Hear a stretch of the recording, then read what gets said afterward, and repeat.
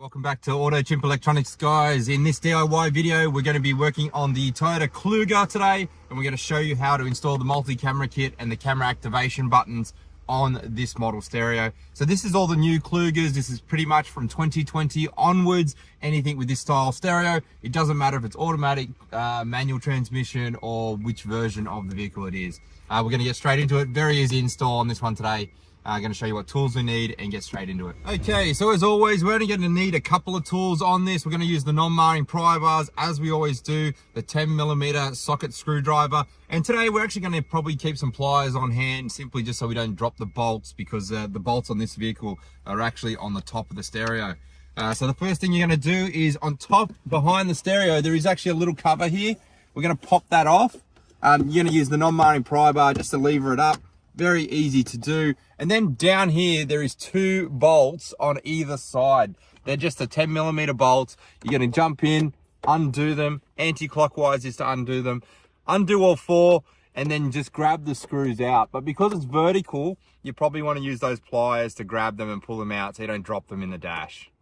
Once you have those four bolts out, you're going to grab your pry bar again, and you're actually just going to get this glossy black section. You're not going to pull the entire frame out. It's just going to be the centerpiece, okay? So just run your pry bar around the edges, pull it forward, like we do in all videos. Put a plastic or a soft cloth cover down, so when you do pull the radio out, you're not going to damage your dash at all. And that's going to pull all the way out, just like that. And we're going to use these two bolts, or sorry, these two connectors on the back of the radio, which we always do, closest to the driver's side. And that's where our harness is going to T-piece into. So we're going to use the AutoChimp T-piece harness here. This is for the 2020 onwards models. It's much the same for all the new vehicles. Very easy to do, like in all our DIY videos. It's just going to plug in. So you're going to take the two T-piece harnesses. They can't get them wrong. They literally just plug into the one that's going to suit them. So it's not that one. That one there. That one there. And then back into the radio. Very simple, easy to do. Once I get the correct plugs, hang on, there we go. Okay, so that is virtually all the installation. The next step is get the multi-camera module out of the kit. Comes nicely packaged, very easy to install. We're just going to put the color-coded RCAs to each color-coded section on the module, plus the main power plug. Literally going to connect up. Simple and easy to do. If you wanted to, you could get some of our cloth tape and make that a little bit neater and just loom it up. We're going to hide the module away inside the dash. Then the other two sections that you have are just the camera switches. Now on this vehicle, this vehicle has only a 22mm switch size available, and there's not many blanks available. So you can use ones in the center console like down here. So these ones are actually all full on this vehicle, but if you look on the right hand side, on the driver's side, there is actually some blanks over on that section where we can mount them.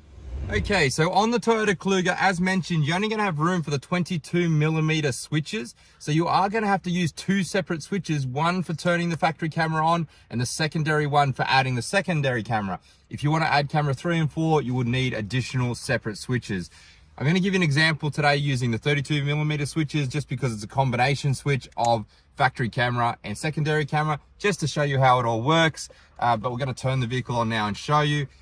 These cable lengths do have enough room. They're 1 meter long, so you can run them behind the dash to the driver's side to any of the blanks in the vehicle, and it's not going to be a problem. And this is how it's going to operate. So when you push camera 1, whether it be this dual button switch or a single button switch, when you push that, it's actually going to activate the factory camera. We just got to wait for this unit to load because we unpowered it. It's just going to take a second. There we go. We're starting up now. So you can see there, we've activated button 1, and that will turn the factory camera on anytime while driving. So you can check behind you, check your toe, even just see behind you while you're driving. And then camera 2 will be the secondary camera on that factory screen. So really easy to do. The switches are labeled switch 1 and 2. So just pay attention to that. And switch 3 and 4 if you do want to add an additional 3rd and 4th camera. So here we are on the driver's side, guys, and I'm going to show you how to pop these switches out. On these kits, we are going to provide 2 different buttons. So you're going to use 2 different slots. It's going to be camera 1, camera 2. But the easiest way on this vehicle is to take your pry bar, pull off this cover on the right hand side or on the driver's side of the dash, you actually just pop it forward and pull it out. It's really easy to do. And then I find the easiest way is actually to put your hand in behind and push the switches from the back. And if you push them forward, as you can see here on the front, it's actually popped out. And you can do that for all the switches there. You can see me popping them out. And then when you have your new switch, you would run your cables out there and you'd push your new one into that section, okay? It will sit in there, nice and factory looking, on and off. Very easy to do.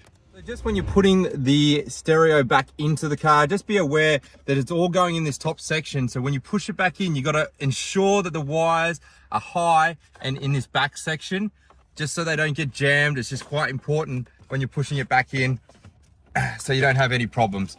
Once you slide it in, you're just going to clip it all the way in, all the way round, and ensure that everything is clicked in nice and neat. Once that's done, you can put your 4 bolts back in, put the cover back on, and the job's complete. Once you've done the installation of the main power plugs and behind the dash, just so you know, you've got camera 2, 3, and 4 for all your additional cameras out there. This is a universal RCA input, so you can run up to 3 additional cameras, but you also have to get the additional switches if you want.